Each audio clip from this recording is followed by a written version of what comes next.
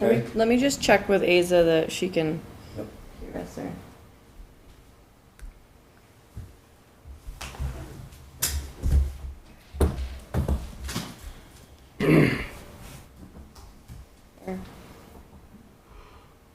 You're calling her or Um, text or? yeah, I'm Tell me texting. what you're doing so I can, I don't, you know what, go ahead. She'll message me if something. I think they'll catch up. Yeah, go ahead. Okay, do you know, so is anybody, can you tell if anybody's online that's logged It's, into the it's meeting? just Aza. It's No. just, the Zappa? It's just Zappa. Okay, so nobody else? Do you, in any one of these meetings, do you actually know who's on or sometimes and sometimes not? If people have their name as their name, yes. Some people just have like guest or something like that, so you wouldn't, Okay, so wouldn't know. Do they, so they can do it online or by the phone? Mm-hmm. But, so you'll know the phone number? Yeah, I'm just curious, I Yeah, didn't the really phone- follow this. yeah, the phone number will come up. Okay, Oh, and she said we are good to go with the sound. and that's Zappa? Mm-hmm. So, and that was the next I was going, so that's good to know. So, you know, all these things, I try to test whoever's on to see whether they can hear us or we can hear them, so, but they can hear us. Yeah. Okay, good. We'll catch up, I guess, but before you guys, everybody came back in, Mike told me that he might not make it, so I'm not really sure, but I haven't heard anything from Joey, so I don't know what's going on, but we have a quorum, so we're gonna go forward. Joe said he'll be here in just a couple minutes, just to let you know. See Dunkin' Donuts? Not sure. I'll, No, it was a joke. Oh. We just waited in line 15 minutes. I apologize. Sorry. I'll call the meeting to order. Are there any comments from board members on topics not on the agenda? Nothing? I didn't write anything down. I'm sure there's always something that pops into my head during the meeting, but I'll pass on that too. Did you have anything, Brandon, on something, anything not on the agenda? Just that we have 3 vacancies in the budget committee. We have 2 members right now, and we're looking for at least another member. So if anybody knows of anybody that'd like to serve on the budget committee this year, please let me know. Are you gonna take, excuse me, are you gonna take up on your town manager update? You're in the process of moving? Yep. Okay, so you're gonna do that in a minute or two? Yes. Okay, good, because I didn't want that to pass, so on number 4, we'll take that up. Okay. Let's go to, I'm sorry, Mr. Chair. Can Go I just ahead. one quick thing? I just wanted the fire police department has moved to the Scotty Fire Department. Is that correct? They're in the process of moving over there. They're still going to have their office here. Oh, they're still gonna have an office here.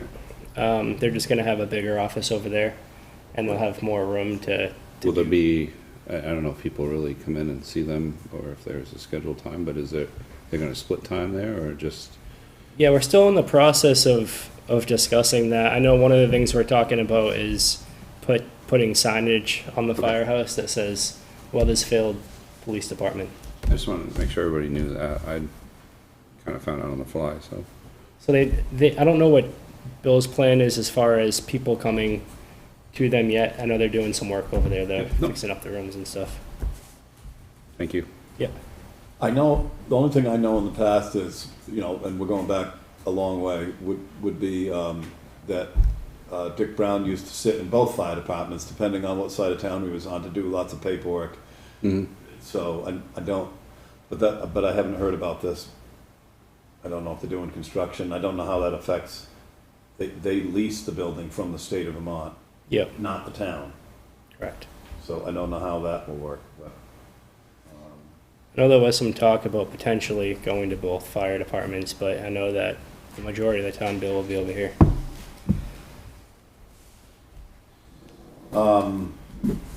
Let's go to minutes, the minutes of June 21st. Is there a motion to pass those, please? So moved. Second? Second. Motion been made and seconded to pass the minutes, to accept the minutes of June 21st. Is there any discussion? All those in favor say aye. Aye.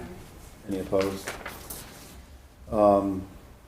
Did you, so we just got through the minutes, so in the very beginning, I don't recall the woman's name, but I know Sue Boyer pretty well. Did they follow up with you, Brandon? So I that, think they were talking to you about the road, right? okay, so that didn't get dropped, right? So Nope, they, I talked with her, Okay, and okay. that got resolved, yeah. Ray helped me out, figure Okay. that whole deal out. so when I saw those minutes, I just, sometimes you wanna, and there's nothing on the agenda that says that, but I'd like to follow up to make sure that we didn't drop the ball. So somebody's found out the location, Yep. and I don't know, they're in the process of figuring it out. Yeah, they just weren't allowed to have, like, you're not allowed to have vehicles, anything with wheels on the road. So, like, horses are allowed. I mean, the trail isn't excessively defined, so that's kind of a gray area, but Well, no, all I wanted to clarify was the location that they said was the Crown Point Road? Mm-hmm. So I don't have any way of knowing that, so that's one of the most primary things. The basic thing was the location part of where the Crown Point Road was? yep. Yeah, it was right on the map, yeah. And you showed that to the owner, and Mhm. so that's all I have to say about that. Yep. Let's go to the town manager report. So I have 3 nights left in Newport, and then I'll be in Ascutney. So I'm really happy about that. We're moving on Friday at 8 o'clock in the morning, and the movers are coming to pick up the stuff, and then they're delivering it. So we should be fully moved in by noontime, and we're gonna run back to Newport, clean up the old house, do a walkthrough with our landlord, and then that'll be it. So we'll be officially here Friday. I am leaving for vacation on July 23rd, which I'm pretty excited about because I haven't had a vacation in like 4 years. When I first started in local government, it's just been run, run, run. So I'm looking forward to a little bit of time off, but we squared away everything with staff. So on Mondays, payroll will be scanned to me. I'll review it and sign it via DocuSign. And then on Thursdays, all invoices will be sent to me, and I'll review them, make sure they go into the right account numbers, and sign them via DocuSign. So those are the 2 things that I'm going to be doing while I'm gone. It's not too much work. And if, I'll be available via email if anybody needs me, but I'm pretty sure everything will be all right. Dave and I had pretty productive conversations regarding the fund balance, and I think the best thing to do with that is to wait until we've closed our books and we've reviewed everything and compile a list of everything that we have in town. See what can be charged to ARPA and prioritize projects. So those conversations went really well. And that's basically it. Paul touched on the police department moving over to the Ascutney Fire Department, and they're in the process of doing that. That'll give them more space they need for investigations, and more privacy for some of the things that we're trying to do in town. Does anybody have any questions about that?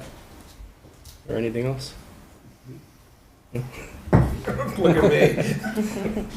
I hope everybody had a good 4th of July, and that's all I have. Okay, any other questions at all? John, I know that you and I chatted this morning, and I don't know if you have any copy of what we're going to talk about tonight, but here's a copy here or whatever, but it's down a ways to talk about the Have a seat. the 2014 purchase and sales agreement. Is that what your primary interest is? Yes. And then you'd leave after? Don't change the agenda for me. Well, but I don't think it'll be that, especially with, well, Mike's not here, but there are 4 members here and they all attended that. So I think without objection, I think I'll move that up.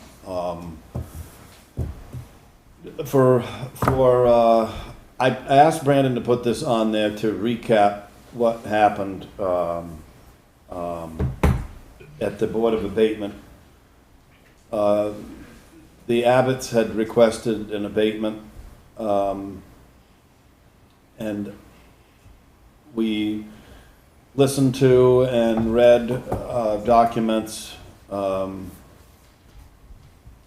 This is a long-standing issue to try to resolve a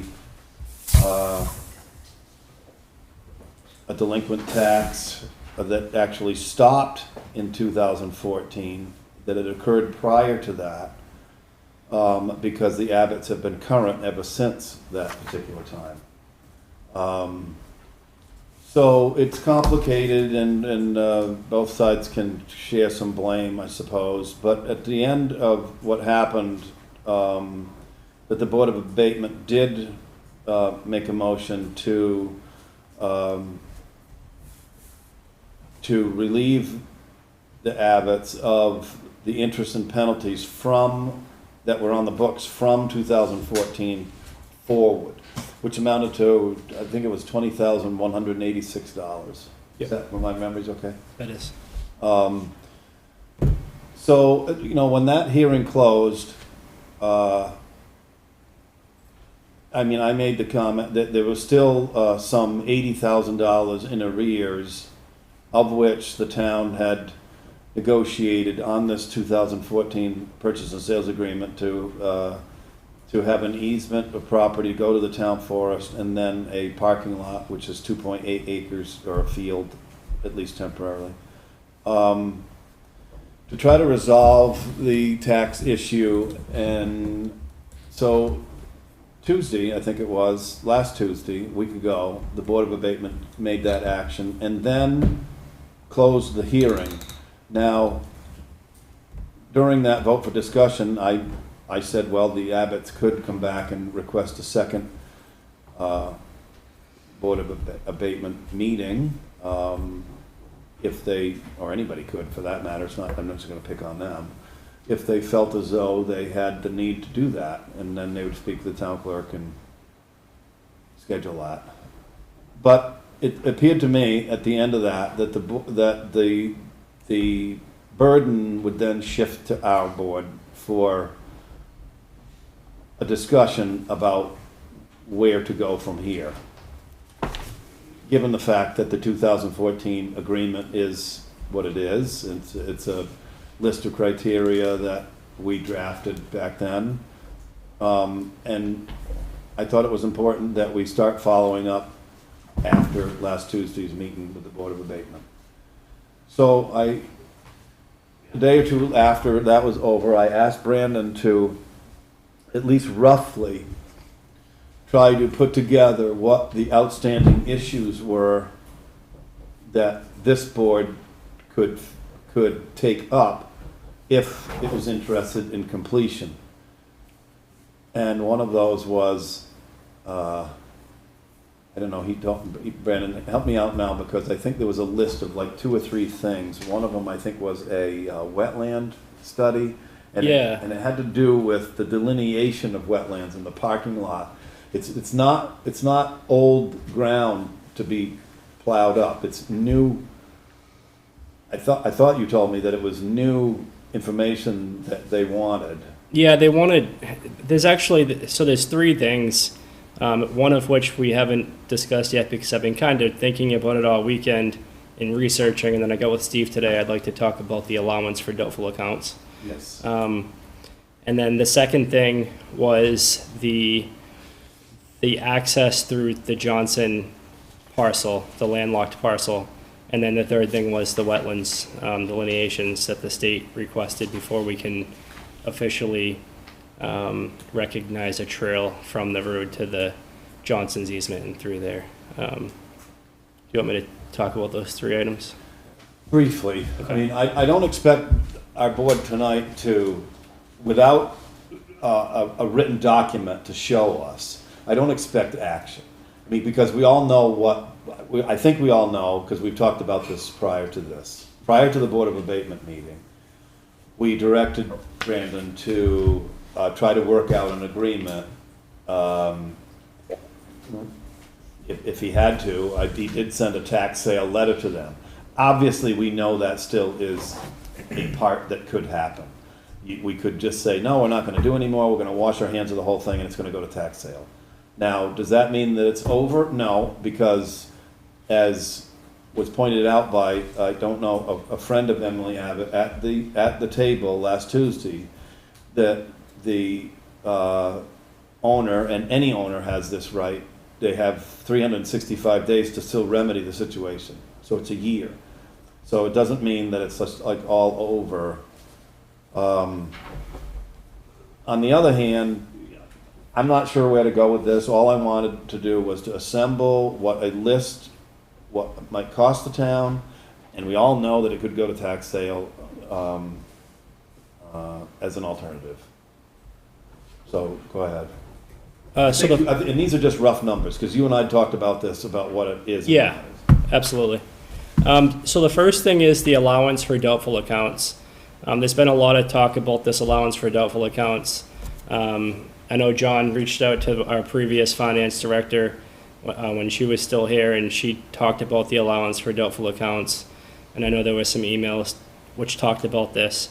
I just want to clarify that this allowance for doubtful accounts is real money. So this $69,400, this was gathered over several years' fund balances and basically put into it's basically a reserve specifically for doubtful accounts.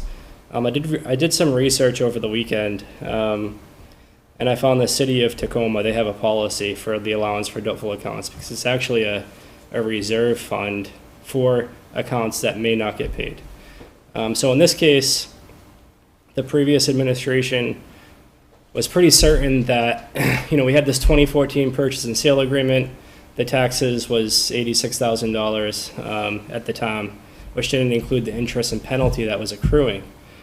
So they basically took the fund balance and they created this over time, and they adjusted every year to increase it to allow for more interest and penalty. So right now it's at $69,400. But when the Board of Abatement abated that $20,186, that funding came up. That funding is going to hit that allowance. So it's not going to affect this year's budget, but it's still taking away the money in the reserve account. It's real money, and it's reducing it to $49,214. Can I So- interrupt you just for a moment? Yes. This is news, okay? Yes. This isn't this is surplus funds from the general fund. Let's identify it first. Correct. Because it's not the highway fund, it's not the solid waste, it's the general fund. Yes.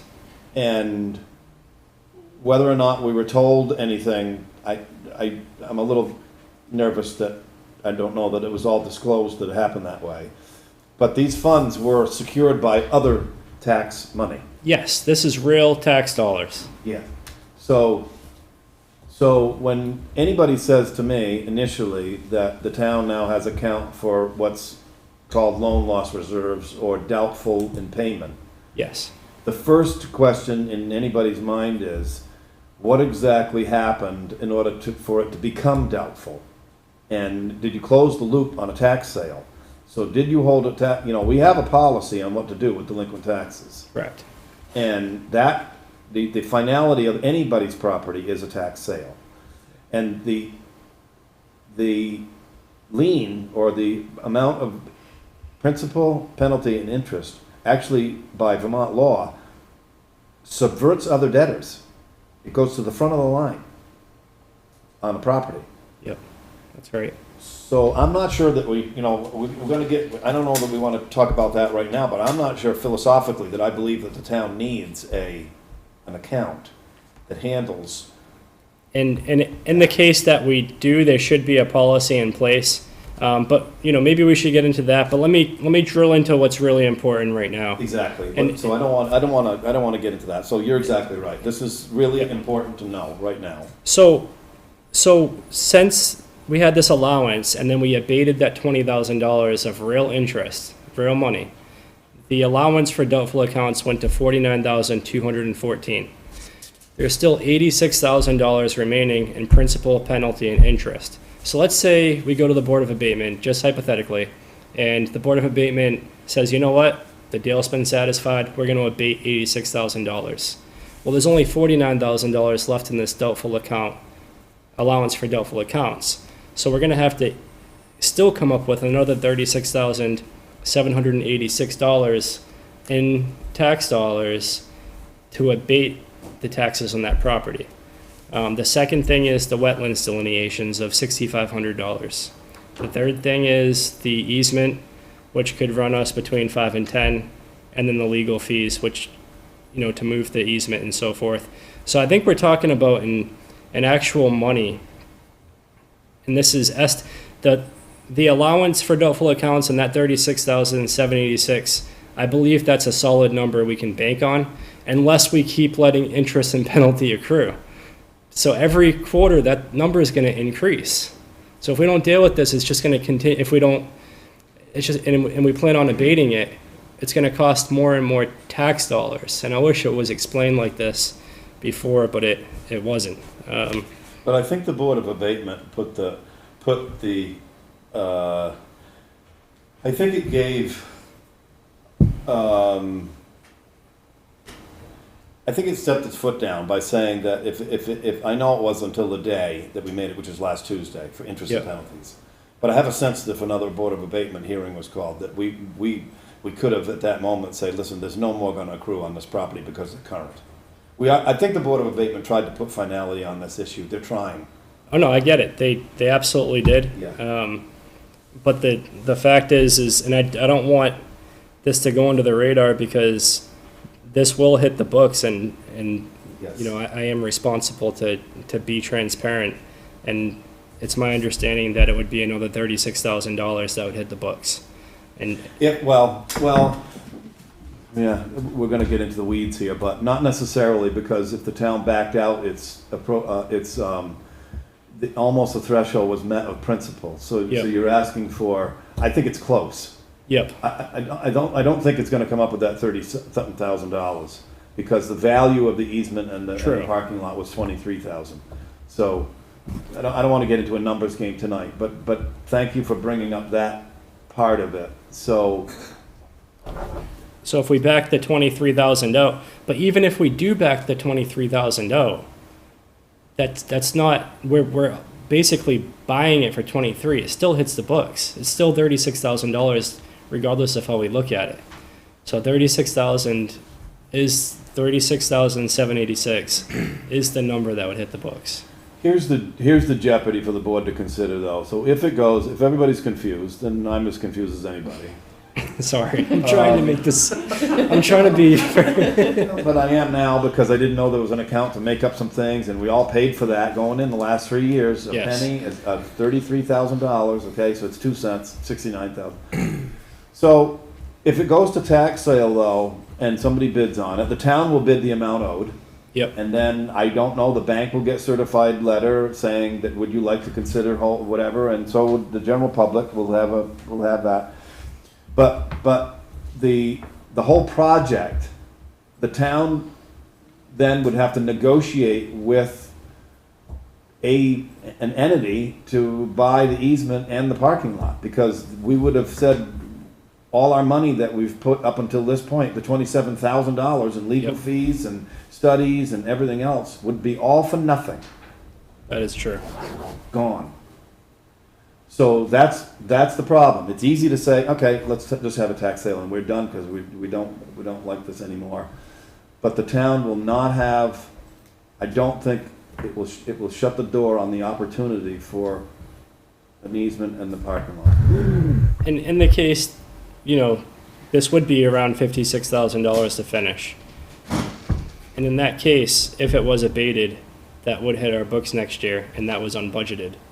So I know we made the books pretty tight in the general fund next year, so I don't know how we would balance that. Well, but you would take out the leftover of that already pre-set aside money, for one thing. Yeah, $49,214, $86,000 in principal, interest, and penalty. Yeah. We'd be left with a $36,000 plus wetlands, plus easement, plus legal. So we're talking 56. Does anybody have any questions, or, we need to see this in a document, I think, to write down a left-hand column and a right-hand column and sort this out. Because some of this is new to me, that Brandon is telling me over the last week how this has evolved. I think this might make it easier to understand. So let's say let's say we send it to tax sale, hypothetically, and we still have 49,214 in the allowance for doubtful accounts after we took the abated 20,000 out of the 69,400. So we're left with 49,000. If we send it to tax sale, that allowance for doubtful accounts goes from being an account that is not collectible to collectible. So that $49,214 will then move into unrestricted funds and be entered into the fund balance. So to show how it's real money, that $49,000 would come into our fund balance because now it's unrestricted. That's right. At a tax sale, somebody is going to reimburse the town for the full amount, Yep, whether it's the town or a third party. So you will receive, because of the value of the property, we all learned it was something like 115 acres. So the town will receive that money. At that moment in time, then we won't lose, quote, any money on the books. nope. We'll actually gain 49,000. The remainder in the allowance for doubtful accounts, after we remove the 20,000 that was abated last week, is 49,214. If we send it to tax sale, that allowance for doubtful accounts becomes unrestricted because we don't have any doubtful accounts anymore. So that remaining doubtful account allowance will then move from restricted to unrestricted and enter our fund balance and become, There's a couple of things that are moving though, because when we hold a tax sale, you know that the town bids the dollar and we have to amount. bid it, yeah. Okay, so if no other bidders, then the town would eat up that money for 1 year. True. And then be recovered by either selling the property or another arrangement to Yep. be made whole. But the same is true for any property, not just this one. So we'd have to be the first bidder, so we'd have to bid $86,000, Yeah. which means we'd still have to come up with 36,000 for 1 year. So those are all things that Were there any questions? Yeah, go ahead, John. I just find it very hard to believe that nobody's gonna come in over 86,000 for 115 acres. There was some mention of a townsperson that maybe had interest in helping out the property owner, which would seem like a win-win for the town Yep, and the property owner. And maybe the new owner would still want to have some kind of negotiation in getting access to the town forest, and we could still go through with all of this and recover our delinquent taxes. and I think you're right about that. I think we would have a lot of, I think the new owner would be open to that. If that falls through. I mean, we're in no position to encourage any kind of dealings or get in the way of any kind of dealings, but Correct. I'm very hopeful that would happen, Yep, and I think it would be in the best interest of everybody involved. me too. I'm gonna put it on before Brandon takes off. I think we have one more, well, we're gonna meet again next Tuesday anyway, I think, to set the tax rates. Isn't that what we've been Yep. talking about? And then we'll have one more meeting, the regular meeting before you go on vacation. Yeah, and I'm still going to the meeting, I'll just be remote You know, during the, we'll talk about that. Brandon, Go ahead, John. Yeah. What you said, I'm not debating what you said, but my question is, do you recall offhand like this year, what's our income line for penalties and interest that's in the budget? I don't remember. 10,000 rings a bell, but that could be off. 8,012. Okay. At some point, these numbers far exceeded the line item. So did the numbers that you just rattled off result in a surplus that we didn't realize where it came from and was generally used to lower taxes or for other means? Does that make sense? Yeah, it was just built, so say we had $120,000 fund balance in fiscal year 17, which is when this allowance for doubtful accounts was created. Say it was, let's say it was 150,000, just to throw numbers out there. Instead of putting 150,000 to fund balance, maybe 50 was pulled into this allowance for doubtful accounts and only 100,000 was put into fund balance. And then the next year, maybe it was another 15. I don't know the exact numbers. Or we don't know when it was split up. You could find that out. It was FY 17. Okay, Yep. okay. One other follow-up. At the abatement meeting, it was stated that we don't have clear title to the 3 acres or the easement. And I'm not one to want to spend money on legal fees for not appropriate or really good reasons. Well, my question is, do we know that for a fact, that we don't have a clear deed? I know the Bank of New Hampshire threw a monkey wrench into it, big time. So, and the second part of that is, it was alluded that we might get stuck paying for an appraisal of the property, and I think you need to seek counsel. We could step in a big pile of poo if we're not careful.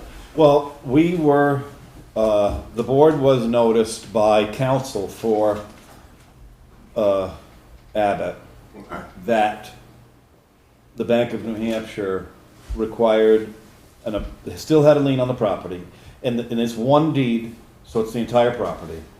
And they wanted an appraisal to find out if, after the transfer, that there were enough assets left to cover the loan. Right.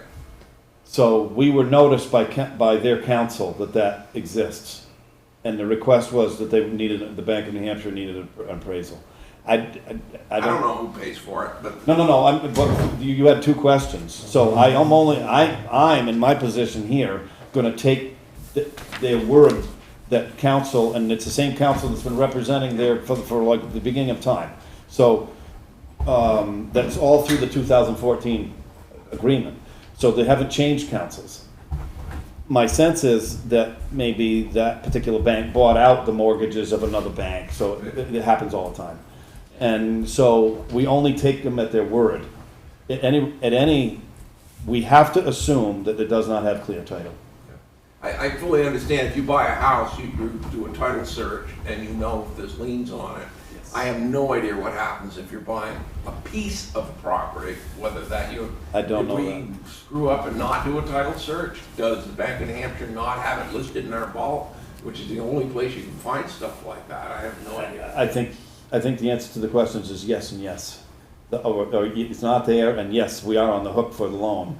If it somehow defaulted, I don't think, no, actually, back up. I don't think that the Abbotts had the ability to release it to us because it was secured by a note. So in other words, if I sell a truck to you and it has a note on it, I don't have the ability to sell that until I Right. make the note Right. whole. But even if we If it tried is- to do a title search, it wouldn't have shown up. If it is, I'll sell you my truck out in the yard and then you can pay for the loan. Because that's how that happens. Then you don't have clear title and you're liable for the loan. I gotta admit that who would have thought in 2014 that this would be this big a mess? Best case, somebody buys it and is willing to work with the current owner and the town. Best case. Yep. I'm not doubting you, but I am saying that we have literally poured thousands of dollars into this project. And like it or not, it is where it is. It's here, now. How far do we keep going? Do we keep walking? Or do we say, you know what, I guess we're gonna, the only thing that a tax sale will do is it'll set a date. It means that you have 1 year, and the clock will be ticking. Now, that has happened, or it would happen. And it would take us probably a couple months to gather the information in order to have a tax sale. We'd have to get our attorney, do the work, and certified letters and so forth. So next meeting, memo, okay. Well, the second meeting in July, so next meeting is gonna be to set the tax rates, a fast meeting for next year. So I don't wanna make work for you for a week. So long and short is, we're in at 27,000 right now as a town. And if Yes. we wanna continue it, we're gonna be into another 50-something thousand. Well, no, because because Brandon just said what is gonna be recovered. I don't think it's 50. So there's 86,000 remaining in principal, interest, and penalty, minus the 49,000 remaining in the allowance for doubtful accounts. There's Which still leaves what? $36,000 remaining to be paid by tax dollars there. Yes, we're receiving something in return, the $23,000 easement, but we still have to put out 36,000. It's still gonna hit our books. And then we have the wetlands, which is estimated at 6,500, easement between 5 and 10,000, legal estimated 2,500 to 5,000. Okay, this is getting more of a. Yeah. So we're talking 56 grand. Yeah, this isn't, it's not a good picture. It's just not a good picture. And that's not even like, I just want to be transparent on the picture because if we're gonna do this, then we're gonna do it, and everybody's gonna know the facts. I personally would rather lose the 27,000 than Yeah. spend another 50 Yeah, me too. at this point. And the 27 might not be lost in the case the new owner works with us. So, I don't know the answer. Any other questions for Brandon, at least right now? I know we, I don't mean to be the bearer of it bad just news. seems like, when we make I really that. don't. No, it's just the facts. It's No, the I mean, we facts. gotta have them written down in front of us so we can Yeah. have some little time to go over it. It's- That's I mean- fair enough. Thank you. Item 11, anything I should hang around for? I didn't look at the packet. No, I don't think so, John. I think I was just gonna ask the board to consider that, what I did at the last meeting. I don't wanna jump around though, I guess. No, it's fine. Yeah. I'm more than happy to hang around if it's something I could add to. If you wanna make a quick comment, I know that what I was interested in, let's go to 11. No, because I think, I made a request here because, that the board would consider we've neglected the grounds, and that's part of our job here, is to look around, and that's why I'm really not, I'm really upset kind of for picking a project and then using all the funds up on a particular project, and then other things kind of fall by the wayside, and we say, well, how come we didn't, like, think about that, and then, because a lot of money, means different things to different people. For years, the town has cemeteries. Actually, I found out from, I spoke with Mike Stankovich, who's the chair of the commission, and he said that would be great. And not necessarily to use on 1 year. I think they have like a $1,000, or there's an amount of money in our budgets to take care of the old Plain Cemetery, which is town. The new one is not. That's, I guess there must be a division there. The Grout Cemetery, and there are other numerous ones that are affiliated with the town that are not open, but they still require looking after. I think the Ascutney is private. I think I got all that right. I think he told me all that. But even if it's not, I asked the board to consider, because we do have, even from Brandon's preliminary year-end, things that we would consider a $2,500 amount of money to those, and an additional $2,500 to the Weathersfield Center, the meeting house. I think that both of those have been underfunded for a long time. I think that, I'm not asking for it for 1 year, it could be a couple of years. I would leave it up to those two bodies, those two groups of people to decide what to do with. This is just my opinion on what to do. The first thing I would do is test, have soil tests. I know I speak with Dick Cross and Dick Valentine on the cemeteries. They take care of them over my way, and they're constantly fighting with sand and dry weather. There's no loam there, and animals are digging into it. That's not a good picture. So, did you have anything to say, John, about it? Only that, and I think I conveyed this to you, that there's a D-ring binder somewhere, either at Highway or in this building, or hopefully it's still around, that has an old soil sample test, and it actually has a page for each one of the trees, which were numbered at one time, so that as work was done, you had some kind of inventory. And one of the goals of that was, I don't even know if the fund's even available anymore, but there was, through, I think it was through Forest and Parks, you could get, it wasn't a huge grant, but nonetheless, it was money that you could get, and that would be a supporting document of, to make the application. It was, I know it was lined pretty heavy, but it was quite a while back. How long does line last, Dave, any idea? Well, depending on the soil test. So, typically if you're if you're below the 6.0, you're pretty acetic. And, I don't do enough of it. People don't do enough of it. Typically when you're putting lime down in any field application, you'd put as much as 2 ton per acre. Now an acre's a lot of property. So it will sink down. That'll bring the pH up to 6.5 or 6.8, which is where you want to be. But I don't know that that's the only thing. I wouldn't be, I have seen all the roots up there, quite frankly, on the grounds. I wouldn't be opposed to having some of this money be spent to put some loam over the top, add some topsoil or whatever. You do what you gotta do to try to protect the trees, or maybe have whoever was interested in doing this, recognize that maybe there's gonna come a day, and I think that you put it in an email, John, that you said that the highway had planted a couple of small maple trees and that they were doing really well. That's part of forestry, where you would, maybe there's a tree up there that needs to come down, but then you'd plant some more that were gonna come up. And that's kind of what we've been doing for quite a while now, is replacing a tree. And I know Ed Morris, when he was here, had a state forester come up and they took a leaf sample and sent it out. And basically, there isn't a whole lot of dirt up there. Yeah. And before you get into ledge. And what I've been the most vocal about it, and I'll still stand behind this, that the equipment that we're using for maintenance, that's causing the decline of the tree, or adding to the decline of the trees. Dave? Yeah, go ahead. All right. When that leaf sample was done by the state forester, he explained to us that if the roots have bark on them, to add loam over it would kill the roots. It's like girdling a tree. Okay. And the other thing, they came up with a fertilizer for all those maple trees, and we had it fertilized, I think it was 3 falls ago. It was a whole pallet of fertilizer we bought down to Godrew's per his sample from that leaf. So it has been done, not every year, but it was 3 falls. Was there any recommendation as to the frequency? He had said every 2 to 3 years they should be assessed on, and it's meant this is the 3rd year.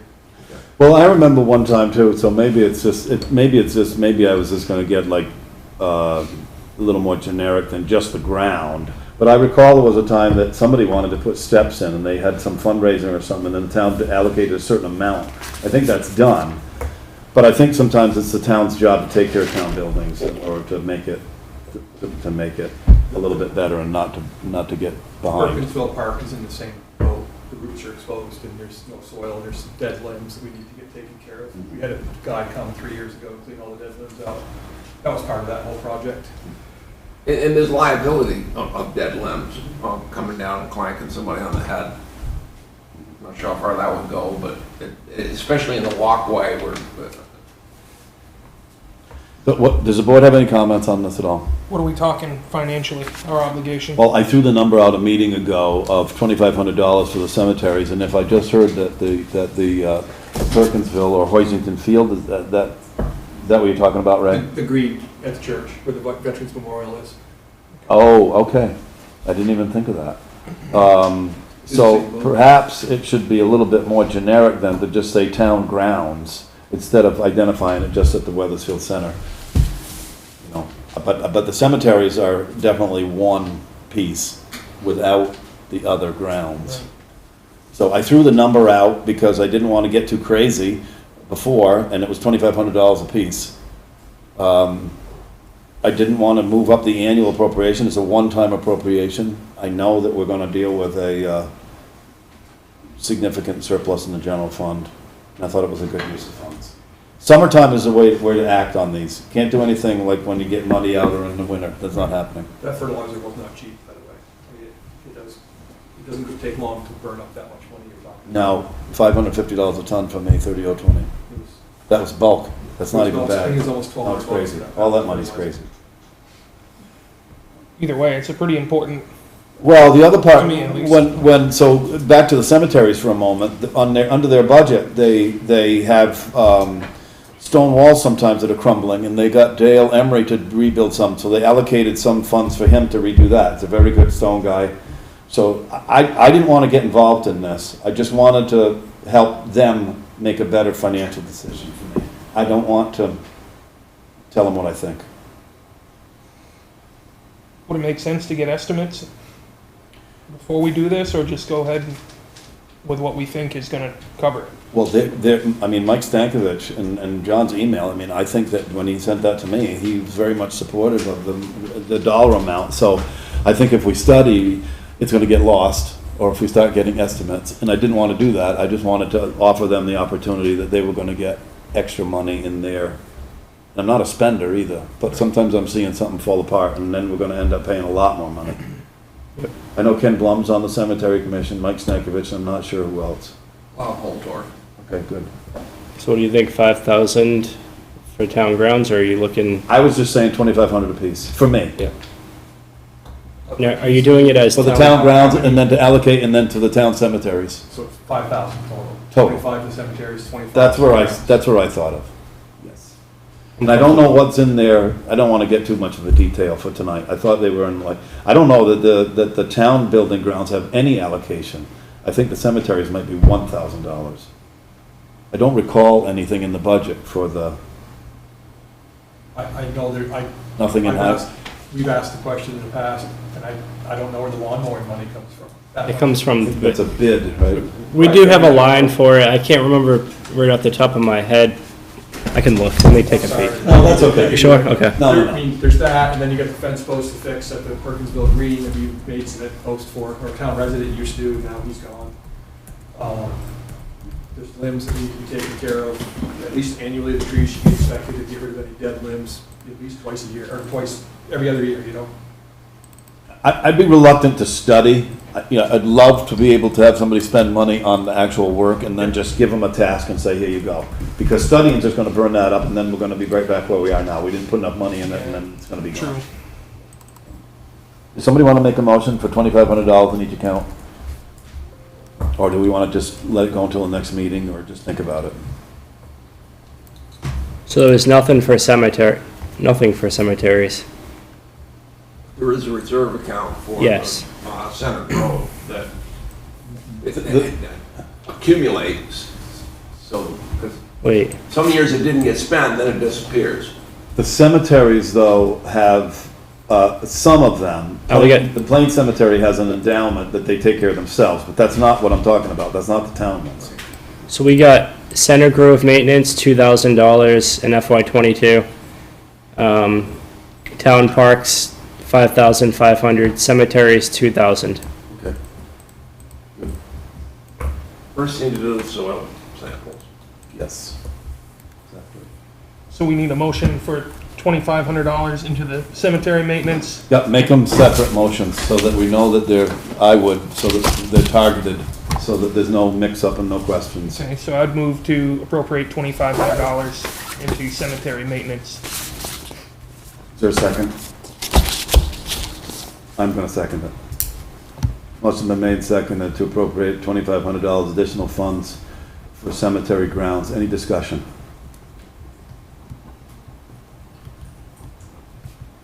All those in favor say aye. Aye. Aye.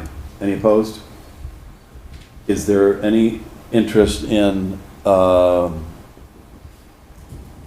would you call it, Brandon? What do you want to call it, on town grounds with other sites? Because I didn't even think of the, Town parks, we just inherited yeah, but I don't want to get into the recreation part. It's kind of like maintenance.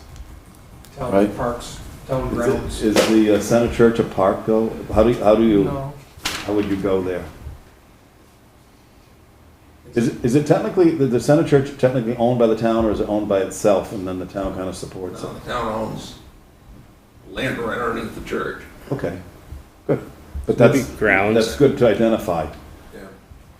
Yeah. Do town grounds, and Town building and grounds? I'll remember, I'm not gonna, Okay, Leave the building out of it, I would say town grounds. okay. Maintenance. Make a motion to appropriate $2,500 for maintenance of town grounds. I'll second. Motion been made, seconded to appropriate $2,500 for maintenance of town-owned grounds. Any discussion? Just to be clear, this is we're talking about the green over in Perkinsville, and that sort of thing, not necessarily a park or a rec. Like Hoisington Field. Yeah. Center Grove. Well, Hoisington Field, somebody was talking to me about that, and maybe they had to connect it to this music venue. I did a lot of homework on that. Hoisington Field is just a name. It was like a farmer, because it was owned by the Barr family, and it was donated to the school, And then they revisit the family to change it to park. for recreation, or, it did say in the original deed transfer upstairs, for school purposes only. but it's not, Hoisington just came out of nowhere, it was just like a farmer name that always used to cut it for hay or something. That's the only thing I can think of, because it wasn't, Hoisington didn't give it to the town, the Barr family did. Is there any other discussion on the motion? Motion been made and seconded to approve $2,500 additional funds for town grounds maintenance. All those in favor say aye. Aye. Any opposed? Thank you. Now we can go back to our number 5. Tax rate discussion. What I know about this is that I was all set to warn the meeting tonight for the tax rate. And the grand list was done on the 21st of June, but they're still hearing grievances until July 9th. Now, the school tax rate has been set, and we've been noticed of that. And they used the grand list of June 21st to set that school tax rate. So they did not wait, the state did not wait for grievances to end.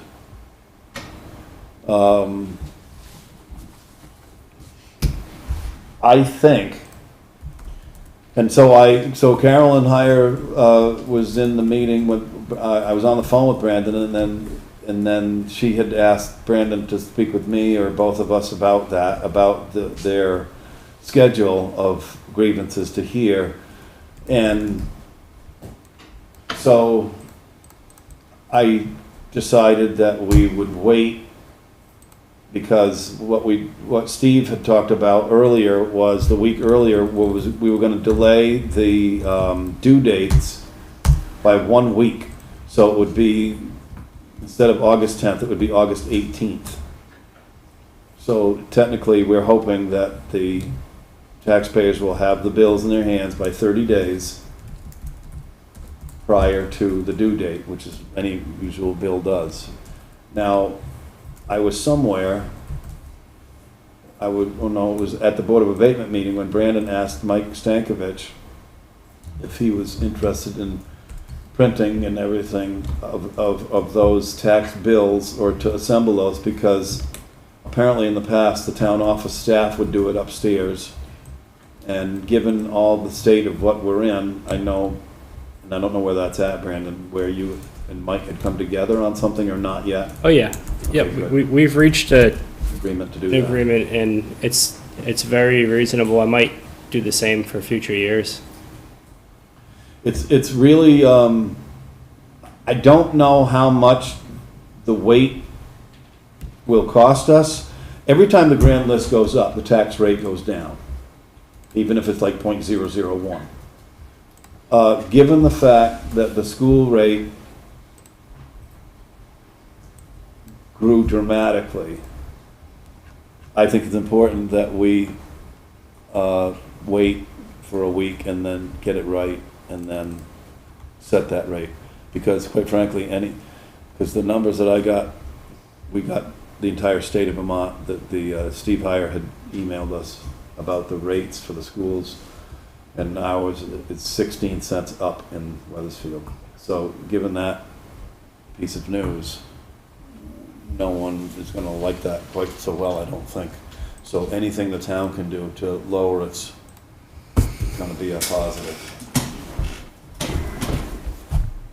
It's a big deal.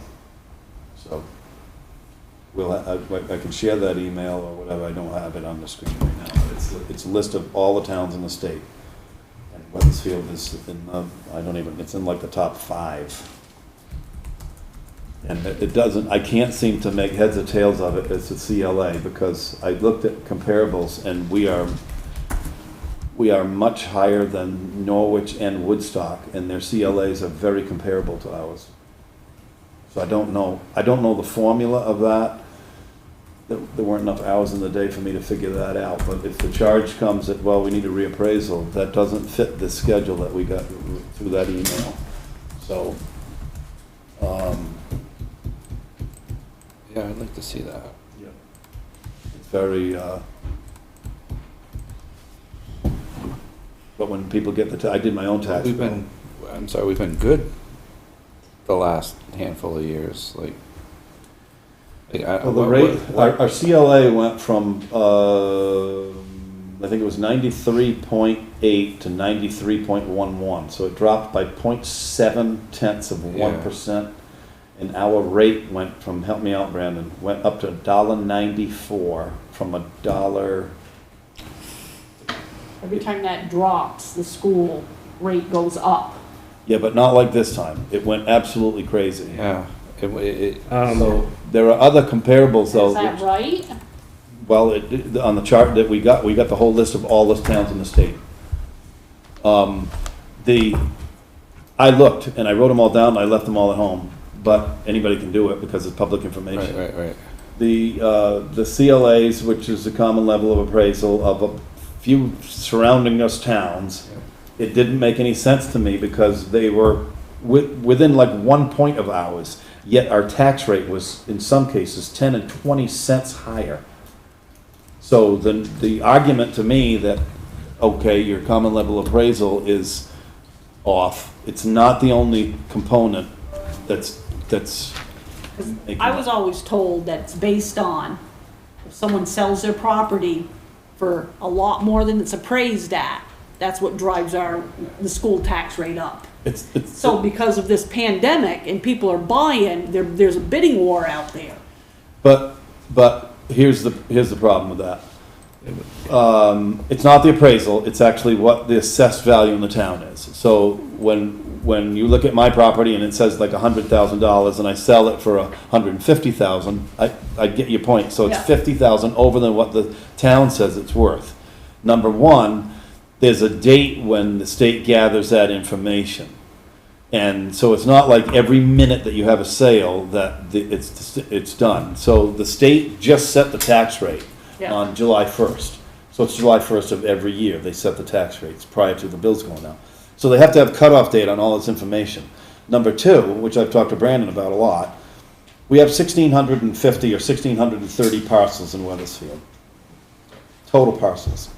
In order to move the needle any way on an annual basis, you would have to have a really lot of properties change hands in 1 year. Like, if it was 10%, you'd have to have 160 actual purchase and sales of houses that were, 100,000, they sold for 150. Yeah, So I'm hearing some stories of what you're saying, but I'm also doing some homework on the side. yeah. My neighbor's place sold. It's in the books of the town of Weathersfield for $380 on the tax bills. They sold it for $425. Well, that's not that far off. It's off, but it doesn't represent a massive doubling of, and that's just one property. Can we, like, not file a grievance, but can we say, hey, listen, we don't think this is right, could you do Well, something, it's, or- no, No, what look at happens it. what happens on a sale is, I think, the listers furnish those documents into the state. So when you find a sale, and I'm not sure whether it includes the real estate fees or not, the commission 7%. And then those get logged, those actual sales get logged into every town's books. What I'm trying to say is, I found on that list, and I'm not sure it's our business, it's the school. And I was over there and nobody likes to get stepped on, so it's really not the town's business to be, jumping into the school debate. What I found very interesting was that there are towns that have CLAs that are very similar to ours, I know. and the tax rates were much lower than our one that was just set. So that tells me that I don't know enough about the equation that what they're basing the tax rate on. Yeah. Would John know anymore? He was as confused as me because I was talking to him a lot about it. So it is what it is, and if the town, it is one tax bill that gets sent out, and the town does what it does, and the school has to do what it does, and it's a debate for a different body and different Yeah. times. So, are there any questions about the tax rate? I asked Brandon to be prepared to show us what last year's was, whatever, if you take out your old tax bill and take a look to see what all the rates were on that. The grand list on the last time I knew, grew by 0.5%. That is about a half a cent. So it's good news for the town. I think it was like $16,000 when you put it on. Any questions about that? And like I said, I'm trying to follow what Carolyn told me, which was, so our next meeting would be Tuesday, July 13th. So let's, without objection, we'll be setting the tax rate on July 13th at 6:30.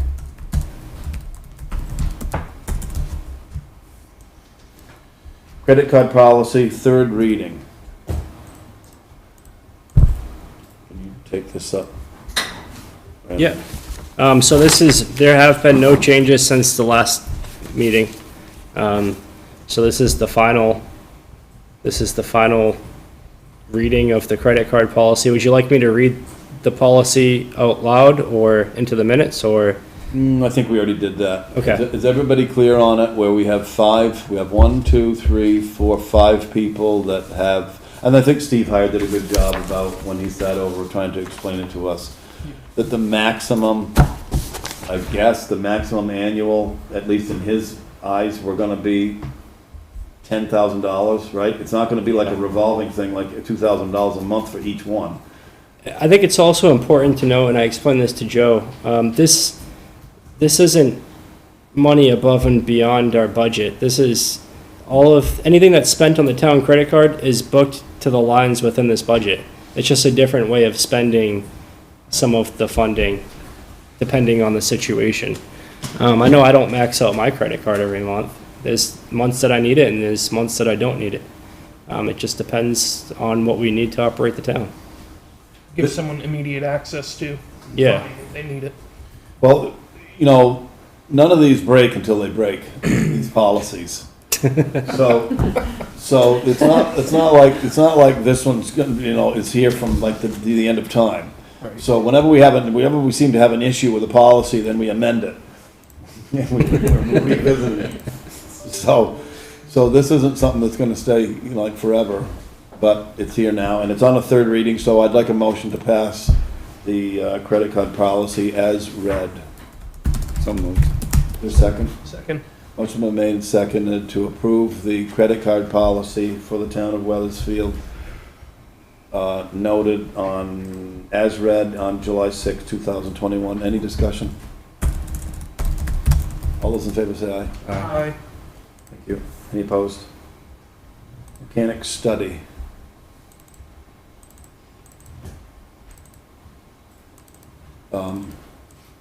Brandon or Ray or both want to jump in here, or? I can kick it off, and then if Ray wants to add stuff. So in your packet, there's a mechanic study, and Olivia and Rosalie, when she was here, they put together the numbers. So they basically went through all of the invoices in highway and fire and police, both fire departments, and they accumulated, or they gathered all the invoices for labor and all the invoices for repairs. So the repairs consist of labor, and they also consist of parts. So in this case, we only looked at labor. So in FY20, and there's a topside summary. I don't know if everybody has the packet up or not, but we can just go through that. In FY20, in total, between parts and labor, we spent $42,000 between both fire departments, police, and highway. The labor was $21,000. It's also important to note that I didn't back out any of the CAT invoices in that $21,000. So I think Ray is pretty adamant about sending the Caterpillars over to Milton Cat to get fixed. So we shouldn't include those numbers in the labor, right? They sell their computers, and if we had a mechanic, we Yeah. just buy a CAT computer and fix our CAT. And we have to have a computer every time, because they plug it in, that's the first thing they do. Now, let me ask you a question for for part of those parts or whatever from highway, Is that like the repair on our grader, or is that not showed up yet? For FY '21, it would be, right? So that was like a really big number, so. Yeah. A one-time fix? Is that, do you think that's part of the, in here? That came out of my repairs and supplies. It was $10,000, $12,000. Yeah, I remember it was a lot. And do you think that would have been booked in this study? Yes, it would have. And I believe you can even see it if you go into the hard data. So if you go to attachment C, and you scroll down to Southworth Milton, you'll see all of those. You'll see one for 48, 1100, 4900, 1800, 2100, 2700, and 1100. As soon as that grader got off the warranty. Yeah, exactly.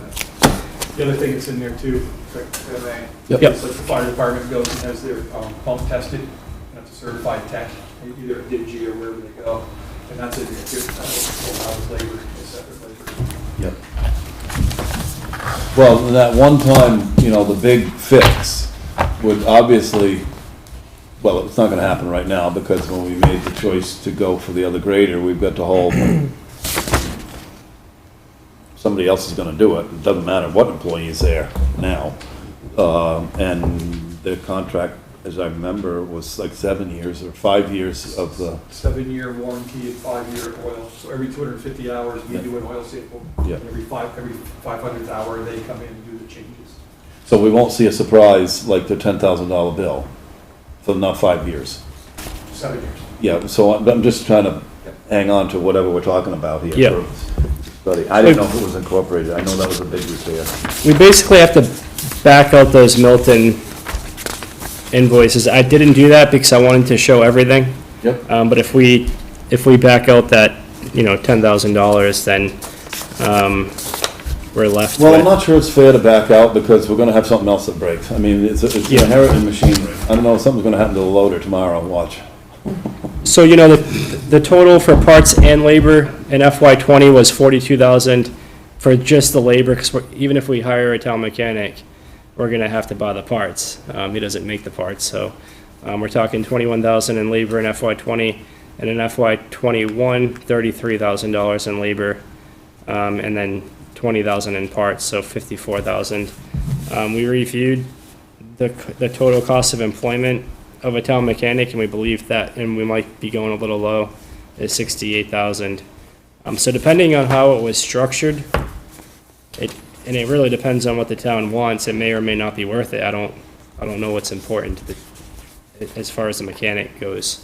I have a whole lot to weigh in on this. Yep. It's literally what I do. Hold it. Number one is, good luck finding a good diesel tech for $49,000 a year. I'm gonna straight out tell you that. You gotta add 20,000 to that figure. Yep. Secondly, finding a good tech who is going to be able to work on your police car and your loader. Hard. It's gonna be hard in general. Yep. And your fire truck. Not to mention when they need a special tool, as Ray alluded to, the computer's one thing, but there's presses, there's big wrenches, torque multipliers, things like that are very expensive that you can't put on your town employee to take out of his own pocket to get. Yep. So there's a lot of hidden expense built into this. I think it's not a good idea to go this route. I would much rather see an operator, and I would much rather support maybe some of our businesses in town when we have a chance, and let somebody who's set up entirely to fix vehicles, Yep. fix our vehicles. We do, if I may, Yeah, go ahead. we change our own oils on our trucks. We put an air tank on our Mac the other day. We did the service on the backhoe. There's times in the wintertime when we're really, really busy, and I'll send a truck over to get something simpler done on it that we can probably do ourselves because we're really busy. Right, but if your turbo blows up, Right. you're not gonna No. fix that. And the other thing is like a leaf springs that went on the truck that had to get replaced. It's gonna take 2 guys to put those leaf springs in that truck. Yeah. So there's 2 guys not working on the road. We did the leaf springs in the 550 because we had the time and the guys did it and they did a great job and it took it. There's things we pick and choose. We do as much as we can in-house. But there's some things that are going to turn we did a service on the John Deere loader last year, and they couldn't get the spigot loose on the radiator. So instead of breaking it, we called Nortrax, we drove it down there on a Thursday, we picked it up on a Monday, and they fixed it.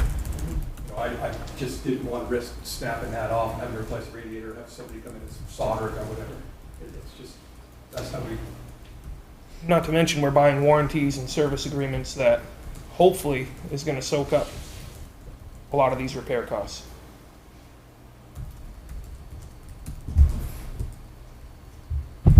My 2 cents is don't hire a mechanic. Your 2 cents is up 1 cent ago. Yeah. Can I have some more? Yeah, you can. You want some more cents? No. I want some. No, I hear you. I know that some of this is complicated. You can talk to anybody who's worked anywhere, and some people feel comfortable fixing machines and some people don't. Some people don't feel comfortable fixing machines that other people are running. I get it. We've never had, until the buses were gone though, this is a little unfair to title it this way, as only a mechanic, because the last time the town had a 100% allocated mechanic was when we had all the buses to work on. So we shipped 50% of the bill over to the school, and then that person did the work on the buses too. Other than that, we've always had split, where whoever was turning wrenches would also be a driver. Yeah. So, I don't know what year that stopped, but it stopped a long time ago to have only a mechanic do that. There are some guys that come around that have repair trucks that are pretty good.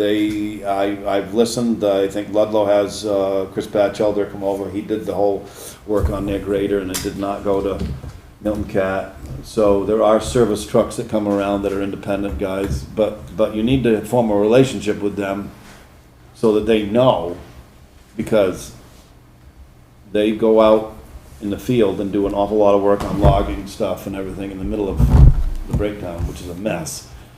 But they want to know that you're in with them, so they want a schedule. They don't want, you can't estimate when breakdowns are. On the other hand, you have to form a relationship with them. Tire guy, I got a tire guy Yes. that, our cat loader blew a tire on the side of the road, it came right there, it's $135 a there. We didn't have to mess with it at all, they did it, we kept doing our ditching, and we just fixed it 2 hours or an hour. Who's that, Pete's? Pete's Tires are, Yeah. they treat us really good, but I keep shopping around, I mean, I always test the prices, you Yeah. don't get too comfortable. Yeah, on the other hand, though, the service guys, they've got you. I mean, you're broke, and I always price check periodically. yeah. Where are we with? I know this is the mechanic study, but where are we with? We do have an ad in the papers. Do we have one in the Valley News for a person? Are we having any response? Because it's easy to say you want to look for a guy. It's hard to say that 2,800 people are in line waiting. We advertised one position. Okay. We don't know what's gonna happen here. But Yep. And we've had 4 responses, and I think it's just Indeed. I didn't see. Yeah, it in the paper yet. we've just been using Indeed. I know, Joe, you post something on Facebook. We posted on our website, and I believe the Springfield Happenings posted it. so no one has They taken did. an ad out in the Valley News. You haven't been Not yet. aggressive? And Brandon and I just talked again this afternoon about putting it on the local roads website. Yep. They do it for free, and that's easy. Oh, Just everybody can stay. I don't have a problem with spending money on an ad. I mean, it's part of doing Well, business. They go to every single town garage in the state of Vermont. But there are other people that are already looking, because I already saw that Londonderry was looking for one. I know Cavendish just turned over one, so it's not like, but they're advertising in the Eagle and the Valley News and everything. I just think you gotta get a lot more local.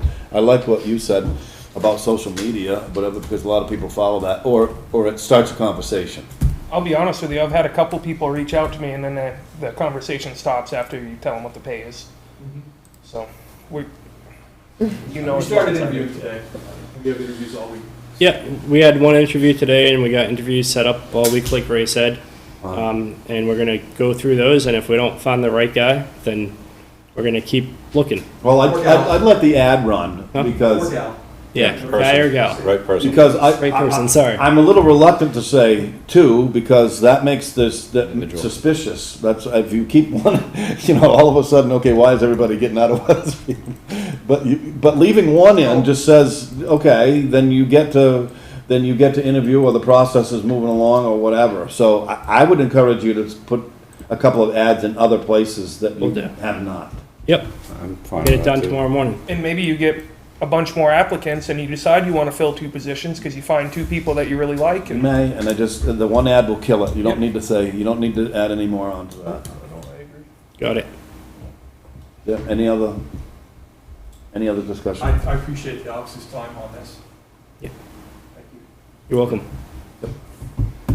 Personnel policy discussion, is this, Am I all set? a continue? Yes, sir. Thank you. Thank you, thank you. See you, Ray. Is this a third reading, a second reading, or what is the description of personnel policy? So, we reviewed the holiday schedule for the town, we reviewed lunch breaks, and we reviewed vacation. Those 3 areas were approved, but in order to approve those new additions or modifications, we need 3 readings of the personnel policy. However, I didn't put it on for a first reading because I feel like there's still things in the personnel policy we want to address, such as the opt-out policy. Okay, So, once everything's done and we feel like we've finalized the personnel policy, which I still want to go through it and do one more review, just me and Suzanne, and look through it and see if there's anything we might want to adjust to bring to the board. But I know that you guys wanted to talk about the opt-out policy. So once we get done with everything, then we have a first reading, Okay. a second reading, and a third reading. okay, so I don't see anything on here It's just discussion, opt-out policy, yeah. okay. So personnel policy discussion, section 23, page 17. That was the request, and that is the opt-out. And so that's not in here though, right, on the screen? There's nothing in the packet, no. Right. Um, You just highlighted where it was. yes, and I didn't attach the personnel Oh, policy. that's okay. I'm sorry. That's all right. So, but in a nutshell, and correct me if I'm wrong, because I don't want to speak out of Yep, turn. So there are three categories of healthcare: a single person, a 2-person plan, and a family plan. yep, Okay. So I believe, without looking at it, the opt-out policy says that you must provide information to the town. Well, first of all, you have to be able to get benefits, right, healthcare. So that is, how many hours a week? you have to be full-time, But, so over 35 hours. okay, 35. There's spelling somewhere that says 35 hours, words? Don't hold me to the 35, but I know it's 35 to 40. Well, but that's, what I'm interested in is the minimum. Yep, So a person can work for the town and enact what's called the opt-out policy, which is insurance. Now, to do that, you have to prove that you have health care insurance from somebody else, normally your spouse. yes, When that is achieved, you no longer, quote, need health care from the town in a monetary value, that the town would give you additional monies to the tune of 50% of the premium of the plan. correct. Yep, So if you're a single person and the plan costs the town, just pick a number, $10,000. then you get 5. If you opt out, but you have to show that you have health care, you could get an additional $5,000 on an annual basis. Part of the stick here that's happened, I know, in our other, in these HSAs was that somebody could actually get fronted the HSA money, and they could do so in the opt-out as well. And then right after you get it, you could give you a 2-week notice. Yes.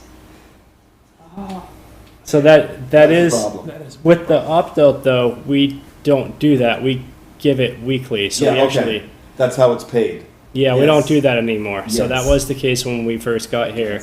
There's all That's kinds of one of the things to things. think about. So if They you, changed. if you had a 2-person plan and the plan was $14,000 and your spouse had, and I'm just picking these numbers by, just as an example, you could get $7,000. Remember, it's 50% of the premium. If your family plan, You could, but there's also words in our policy that says that there's a $10,000 cap. Yes. So the family plan could cost $25,000. You won't get 12 or 13,000. 10. You'll only get $10,000. So I've always had a problem with this. In fact, previous boards have, the school does nothing. My wife's been there forever, so you either take the health care or not. We lowered it one time to $1,500. There's always the idea that people will come in and say, well, but we're saving you money. I have a family, I work for the town, I would take your health care. It's gonna cost the town $25,000.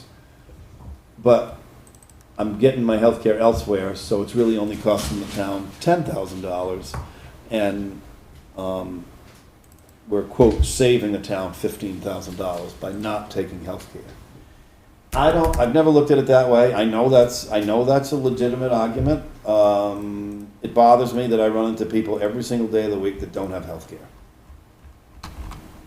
And so to say that somebody has health care and then has a reasonable job and then is getting rewarded for not taking the health care that the town offers, to say that you're saving money from the town, I get all that, but then I have a hard time understanding that.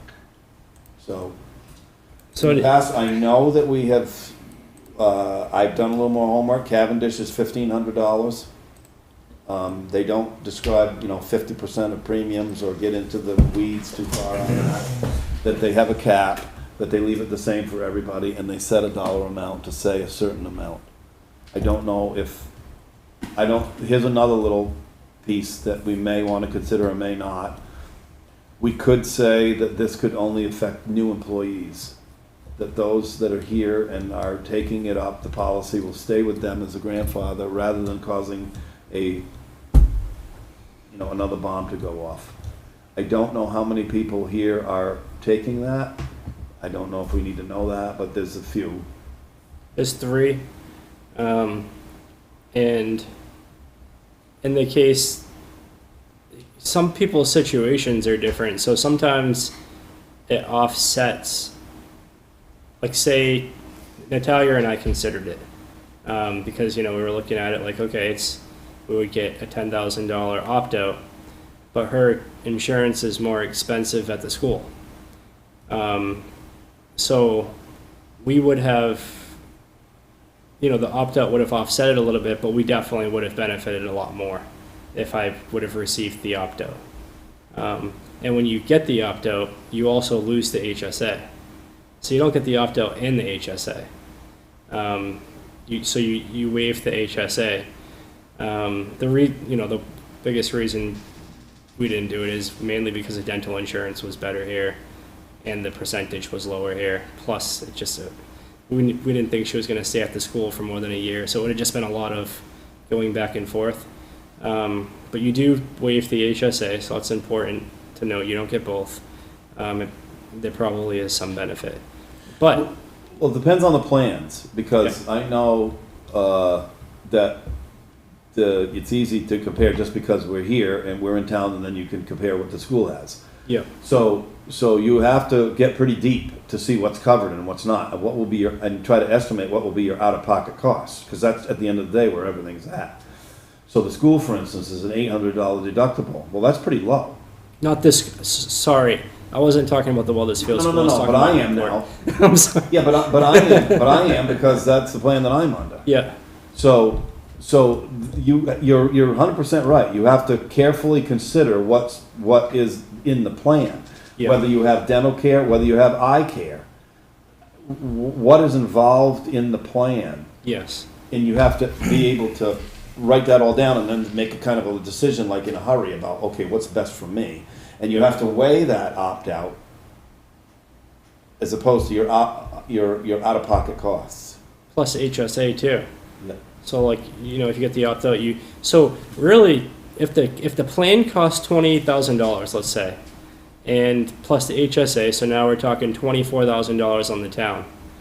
But if somebody has a spouse that works at the school, let's say, and they opt out, we save $14,000. Whether or not we should save the whole $24,000, like in most cases in other towns, that's, I think, what we're debating here, because you shouldn't, I'm of the mindset where healthcare is healthcare, and it shouldn't be about a philosophical move for money. Yeah. I'm more than happy to provide healthcare as an option for your employment. But to offer cash not to take it, I have a problem with that. Yep. I also have a problem right now for us to go backwards and go into World War III, to drop everybody to a $1,500 thing. It's probably in our best interest to say that whoever's on that plan now can stay there. But I think we need to wrap this up fairly quickly, because if we have one or two potential new people, or maybe somebody in finance coming along, or I don't know the whole picture about what's going on here about movable parts. yep, And it's really important for us to tie this up. Either we lower the dollar amount and then let the people stay that are grandfathered. That might be the smartest approach. and I don't think that's gonna cause any debate in town. Right. I don't think there would be much negotiation or discussion with staff. And the last time Talking about this went around, there was, because we were talking about it, and then everybody were talking about it without them being here, and Yep. everybody goes into, gets a little crazy. And I would too, if I was getting it. Yep. I would too. Joe? I'm kind of thinking of it differently, is not thinking about taking away anything as much as I'm saying, how can we make it so that the opt-out is not the way you want to go? Can our insurance be good enough and affordable enough to make sure every employee wants to take it? Well, That's where we should be at. $1,500 versus 10,000, I think I'd be like, oh, maybe it's not. It's only Well, I'm not sure enough research is done, and I know that Mike has done a lot of research on healthcare. I'm not sure that why we don't piggyback on the school, for instance, and get Blue Cross at $800 deductible or something. We seem to go down in the budget path, and somewhere out of the blue comes, oh no, these are the only 4 plans that are allowed in the whole wide universe. And it's just not true. I know there are 2 carriers in the state. There's MVP and then there's Blue Cross. Yep. But the school premiums, I know what they are. The teachers pay 13% of the premium. That's a significant pay into the premium. The town doesn't do that. However, they enjoy an $800 deductible. So you need to measure what that is. They don't have an HSA, they don't have any of that stuff. So it would be really fun to see on paper about, and I don't know that we can go to Blue Cross, because we tried that before, and then I think Suzanne said, oh no, they're way out of control on their rates. They were a lot more expensive. Yeah. If somebody is taking the opt-out, can we know what their premium is, and instead of giving them opt-out cash, pay their premium for their weekly paycheck? Well, I think the thing is, that's a good twist, but I think what they're doing is they're going on their spouse's insurance. Right, but And can then we give them that amount, that stipend, Oh, rather than the opt-out? I see what you're saying, so Or pay, split it with them or something, give them 50% of what they're paying? that's interesting as well. So say out of pocket it was $200 a month, then we would give them an opt-out of $2,400 a year. It's an interesting way of. I think that's an awful lot of office work, though, on Yeah. an annual basis. Yeah, it is. We'd have to review it's a good idea. My other Go ahead. My other thing, which is some office work, but I know other places, smaller places, but they'll look at whether or not you have insurance, or whether you're coming on board with insurance. If you're not going to use the insurance, then sometimes your salary is a little bit more because you're not using the insurance. Now, if 2 years down the road, all of a sudden you change, you need the insurance, well, then you need to be renegotiated, because now part of your total package is what you need to look at here, is your salary, your insurance, all that. Now granted, it's not like 300 people here in town in our office here, but that is also another option, which then could say, okay, fine, you don't want that, but then you get, I don't know, extra few bucks, which is sort of what you were saying in a different way, but And that's why, when we pay, for instance, when Ray said that he went down to, I'm just gonna, any equipment repair, I'm not gonna name names.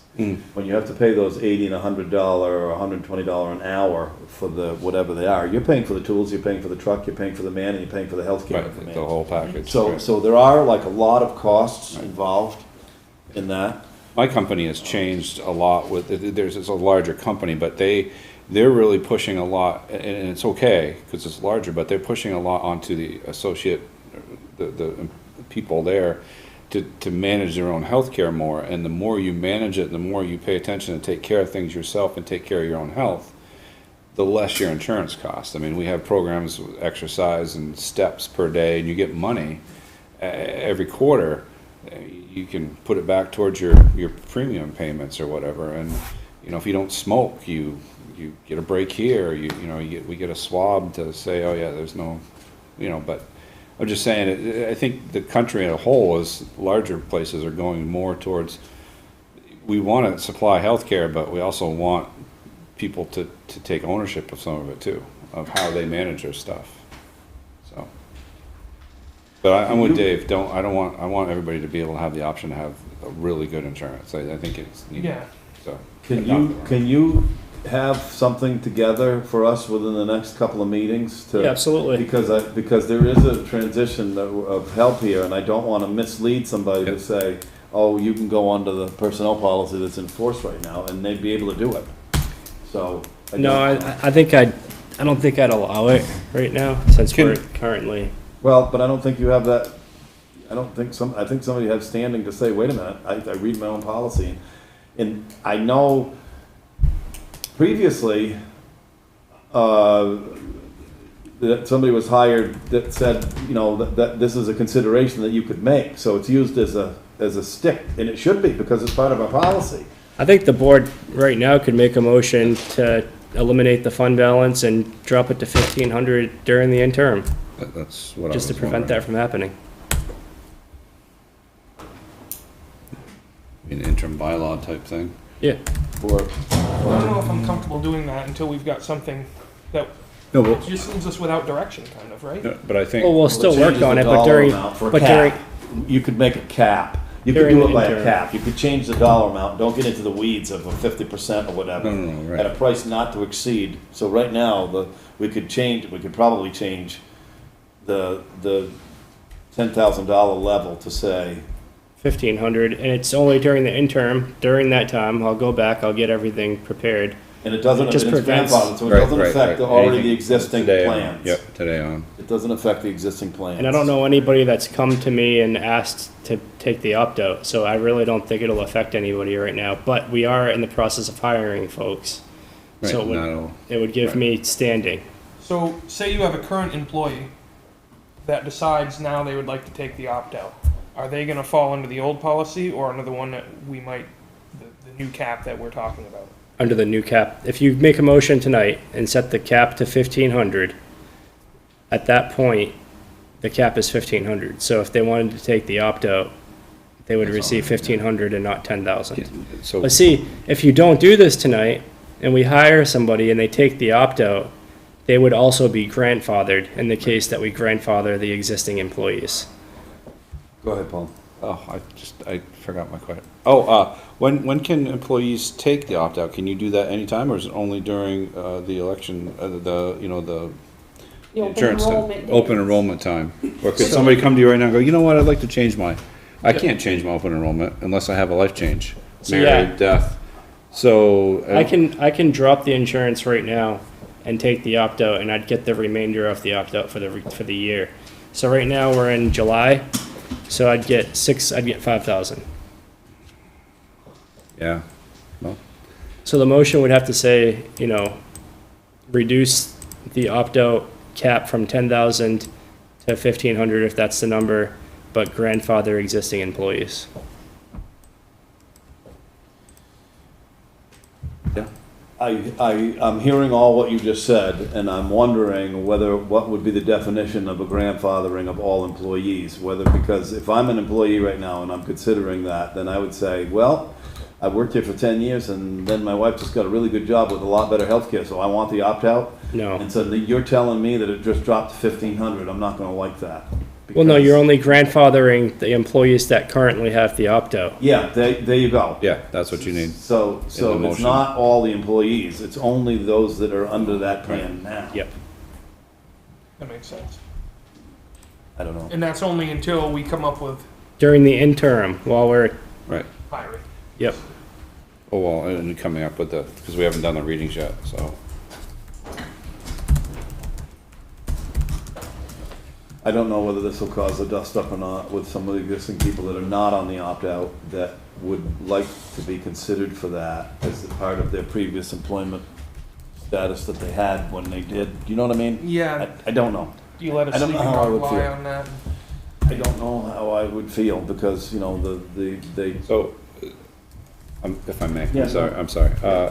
Maybe the best thing I think the best thing to do right now is leave it alone until next week. well, that's what I was thinking, is to just put something in the thing, I'm sorry, on the agenda and stuff, so people can see. Yes. They could come if they wanted to. Yes. On that, state that it's gonna be an interim policy. Yes. And maybe, you know, have something, the way we just discussed it. Because Ray left, and I think it's very unfair Yeah. to be just going to make a Yeah. motion. I think it's better to be out front. You know, I do too, especially, I mean, there are employees, there are, I don't wanna, you know, I wasn't talking about the current employees, I was talking about the new. no, I know. Oh, coming I in, am too. But, But if you're a current employee and you wanted to evaluate your situation, including you, Yep. in another year, let's say Natalia just goes and gets a Right. job and she has like 0 deductible, Sure.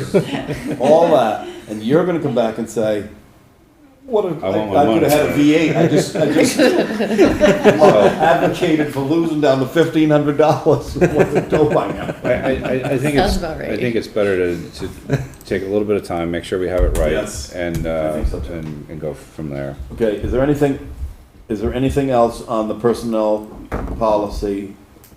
Because I don't think there is. I think we should go to Work at home. the work at home policy. Yes. So the work at home policy, there's only one thing that would need to be addressed, and it's highlighted. It says, during the course of each fiscal year, full-time employees may telecommute for no more than 10 days each year, and part-time employees may telecommute for no more than 7 days each year. I don't think it should even be in there. Did you, just for a minute, did you add that? Yeah, I think I need that within the I kind of needed a number of days. Okay, Um, no, did you add that for a change for this? Nope. Okay. No, I want to get to your comment, but I just wanted to be clear about the yellow. So it's not new, this was in here before? Yeah, and basically, and it would still require approval through me, but it would limit the number of days an employee can work from home, but it would also give me the flexibility in the case of a storm or in the case somebody was sick and but could still work from home but didn't want to come in to get, to get people sick. They could still, it would allow the town to continue to operate during a storm or in other cases. Storms don't last 10 days. Did you want any days, Kelly? You think- I think it should be used at the discretion of whatever the town manager thinks. I don't think there should be a limited amount of days in there. Yes, and that picks up on the next I sentence. think 10 days and 7 days, I think that's asking for a lot. Yeah. Because when I'm sick and I'm homesick, I'm sick. I'm not gonna be on my computer doing work or answering my And- phone. and When you're again- homesick, you're sick. Unless we're in a pandemic. Well, yeah, That's no, different. but that would be taken up under a different consideration, like Yeah. the governor did with an Yeah. emergency order, and then he'll have all kinds of guidance. Right. So I think the next sentence Yep. takes up a lot for, it puts it squarely in the shoulders of the manager for discretion for temporary illness or work and be above and beyond and so forth.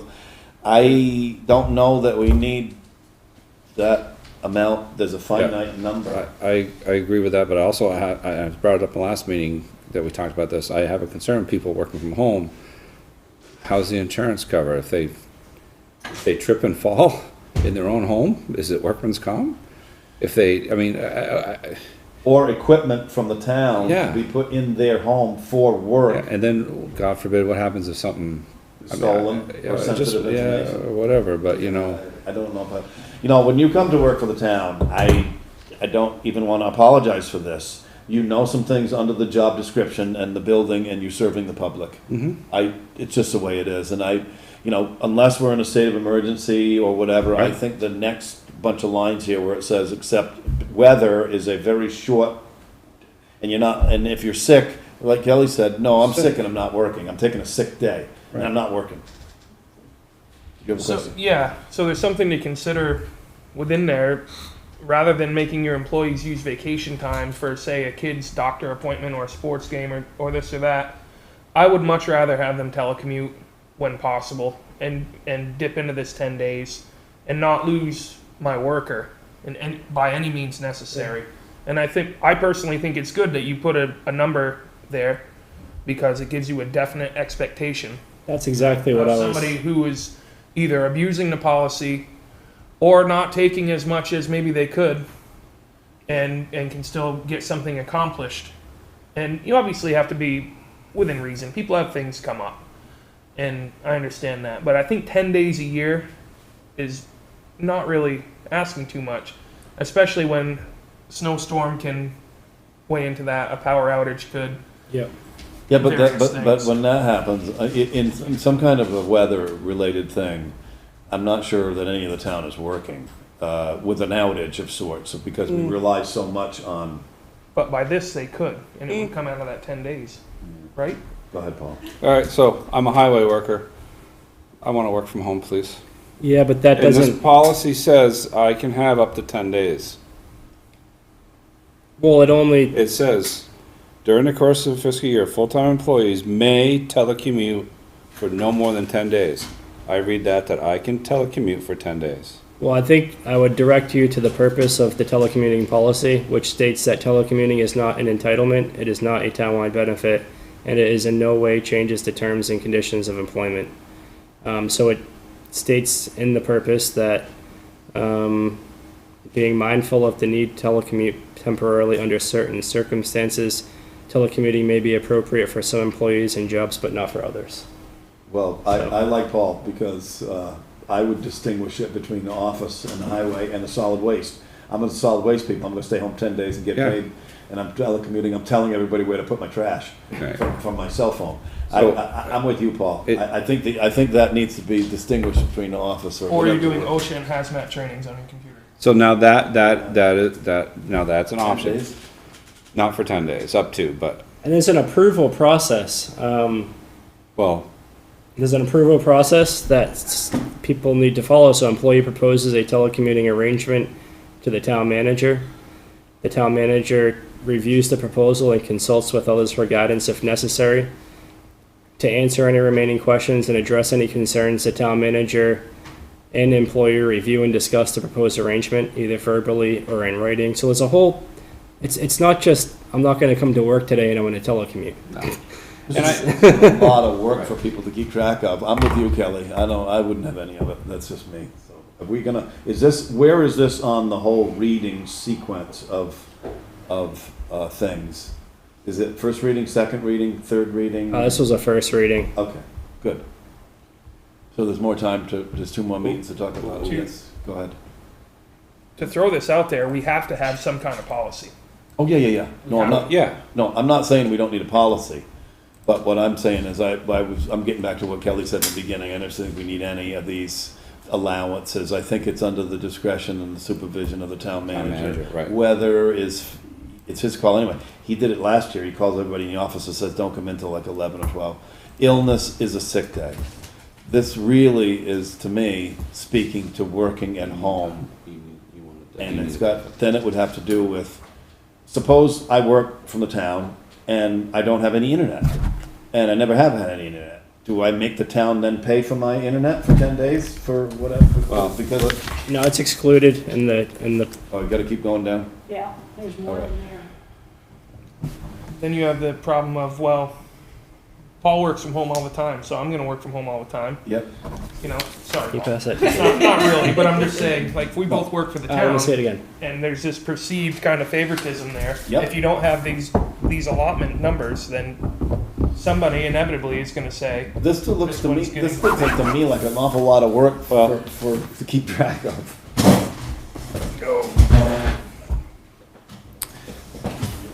We still got 2 more readings, so. Yeah, so if anybody's interested in if anybody's interested. I think a member of the public, Go, member of the public. go. I just went through this with my job. We're a small company, similar to the town hall and the employees here. We had to set up with COVID. I had to stay home because I was exposed for 14 days. They You were? did set up a telecommuting option for me. There are people who couldn't, there are people in my work that cannot telecommute. It's not possible for what their job is. But I also had to sign off, like, if I'm at work, if I'm telecommuting, I'm more of a, it's a liability to the town to Yep. telecommute. If you are on the clock and you get hurt, regardless if it's in your house, driving to and from a place, you are covered under workers' comp. So you are now at the discretion of what you're doing. And it may not be your fault, it's still under workers' comp. We had to restructure the entire, create an entire new policy for telecommuting during COVID. Because it's not something that, we don't have an option. I don't feel like coming to work today, can I work from home? And this policy waives that liability. And I'm getting all that, I'm understanding all that, but we're not gonna be, the governor has lifted the emergency Right, state. right. Well, right. So that means that whatever's going on with any, like a virus situation is over as far as businesses go for this particular thing about working at home. From an So, insurance standpoint, you can have them sign off on a workers' comp even though they're being paid to work. Yep. We cannot. It's liability wise, and that may be the difference between Vermont and New Hampshire. I can't opt to not, I'm on the clock, my company's paying me, Yep. regardless of if I'm at home in my car and whatever. but that's when I said earlier about some of these things will change, just like I said about the other policy, when we are undergoing a state of emergency from the governor. So they're gonna draft other things about what to do or not do. I'm sure that there were businesses that shut down completely, and they didn't, like a restaurant just closes or whatever, so they didn't like have anything to do with this, like they're not working from home or whatever. So I think that this evolved out of COVID-19, this kind of thing. But to make it where for me, to make it like now universal is, for me, too much to ask when you're serving the public. And you knew that when you came in for the job description and so forth, so that's just me. You know. I mean, I work in the medical field, it's hard, it's Yeah. a similar thing. Yeah. You can't really, Yeah, Like I said, we have, what, 2 more And I- meetings, and so. I- yeah, if I think we anybody, can change the number of days from 10 to like 3 or 4. I just threw those numbers in there. I don't think we need those exact numbers. that's why I asked you about what yellow. Yeah, I think we can is change them was that from new for 5 this to meeting? 5 for full-time and 3 for part-time. And then you'd have to, for us, you'd really have to nail down what you think your definition of full-time and part-time is. Is part-time 1 hour a week up to Yep. a certain number? And is it 35 or is it 40 or is it 27? Or what do you define those definitions And you have to as? find out if we're liable for workman's comp or anything, if we're paying that person to work from home. There's a whole paragraph. about Yeah, it. there's a whole, Yeah, There is. that's why we kind of, Yep, okay.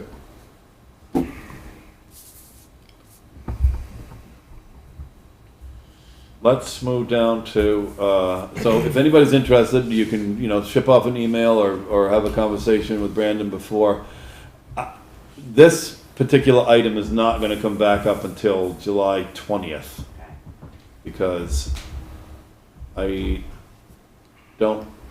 only 13th is gonna be for tax, and maybe if there's another surprise, but I don't really want them. This is just gonna be for tax rates for the 13th meeting. Our next regular meeting will be, no, not July 20th, July 19th, isn't it? Isn't that a Monday? Anybody get a calendar? yeah, it's a Monday. July 19th. 19th, 19. yeah, because I kept, because tonight's Tuesday. feels like. Opposed, anybody want to talk about anything for the agenda for the next meeting? The next meeting is July 19th, just bear that in mind. I'm sure that we will have more information potentially about 2014 agreement with Abbott. And then Brandon said he goes on vacation on the 23rd, which is the end of that week. there's one thing I'd still like to talk about, but I understand it's lower on the priority, but I'd still like to talk about, where or how the town stands with the, internet and any of that. I know we've had some discussions, but I don't wanna lose that, I don't, you know. You mean, like for this building? For the whole town in general, there was some money out there, we have 2 different carriers in the town, how does that work, Four. Oh, there's 4, I'm sorry. I was on a Okay. conference call with Brandon, and I kind of coordinated it. Oh. TDS, Oh, cool, Cavendish, Vermont Telephone. awesome. So Comcast and, who's the other one, Brandon? There's 4 carriers in town. Comcast, TDS, VTEL, there's one more, Comcast and. Fairpoint. Fairpoint, okay. Yeah, Yeah, because we have. so 2 of them are kind of really easy to find, and then 2 of them are very difficult to find in the, Yeah. you know, when you pick up the phone and say, hello, are you there? Can you hear me now? So we are, naturally, we're special and different, because some other towns are easier because the state allocated a whole lot of money for internet, and I can't think of the name. Can you think of what they're trying to make, Brandon? They were trying to make it like easy, and then all of a sudden it didn't really fit on us because there were 4 carriers already. Oh, that was the, I can't think of the name they were using. it was a district something. Yeah, that was the group, it was a group. Yeah. that- Cavendish and Ludlow. They had a name for Yeah, it. no, And so, to me though, and at the end of the day, the legislature approved working with the existing carriers, which made the most sense for me. So instead of establishing a brand new entity to come in and say they're gonna run the whole new line down Route 5 to serve people, and then go to the last person that doesn't have internet, that never would get there for the kind of money they're talking about. You really have to use the existing people who are here to send the branches further out. I'm happy you guys are talking about it, that's all, so. Cuds. Yep. Yeah, I should have known that with a cow chewing a cud. Cuds, yeah. Then maybe after the tax stuff and everything, I just maybe if we I don't could even know just, what it stands for, community something. if we could just talk about, see what you guys have done. Yes. So if you need help with it, let me know. If not, that's fine too. Well, some of that is gonna be, that was a big part of the state's allocation of the ARPA funds. Yeah, It was like $100 million, but when you spread that all over the whole state, all of a sudden it turned into like, wait a minute, we need $1 billion. yeah. So that is gonna be coming up after Brandon gets back and settled down after he has a wonderful vacation. Thank you. That's all I know. For the use of ARPA funds here. Yep. And we're gonna try to have a list of what people are thinking about. Yep. So, I know one of the things would be, we've always spoken about like a generator for this building. Yeah, or Things like that. updates, safety on the building, stuff like that, so. Thank you. Is there anybody, if anybody wants to talk about things, I encourage you just to reach out to me on my phone, because, or do what you gotta do to get me, or through Brandon, just say, hey, somebody wants something. Thank you. The appointments, I don't think that these are limited to these, I think there's some more, but we can find them on the town website, if anybody's interested in serving the town. I think there's excuse me, there's a list. These just happen to be here now. Let's move to warrants, please. Need a motion to approve the warrants of July 6, 2021. I'll make a motion that we approve the warrants for July 6th, 2021. General fund payroll, $16,008.83. Operating expense, $32,986.99. Highway fund payroll is $8,076. Operating expense is $67,718.56. Solid waste management fund payroll is $1,516.50, and operating expense is $6,896.01. Library payroll is $1,937.70, and operating expense is $0. VLCT grant for highway, it looks like operating expense $617.92. For grand totals of payroll, of $27,463.79, and operating expense of $108,219.48. Is there a second? Second. Motion been made and seconded to approve the warrants of July 6, 2021. Excuse me, is there any discussion? Just wanted to point out that we bought almost $14,000 in culverts, which I think is a good thing, but we do have them now. They're going in. Yeah. I know they've been busy, I know that they're putting them in. And they're finding some that are broken, because when you see a sinkhole, that's Mm-hmm. why. pretty much it. Is there any other discussion on the warrants? All those in favor say aye. Aye. Any opposed? Thank you. Do you need this, Phil? I do. Okay. After we, I'll make a motion. use a motion for executive session for personnel. I'll make a motion that we go into executive session for personnel for what, VSA 313, I think it is. Yep. On the number, is there a second? Second. Motion been made and seconded to go into executive session for Can I- personnel. I can turn this off, Brandon. Yep. Yeah. Yep, please. Yep. So we don't adjourn, we adjourn the meeting? Did I vote to accept the warrant? Yes. Yes. Okay. And So now we're gonna Exec go, that's off? Yes. Okay, good. and the town clerk.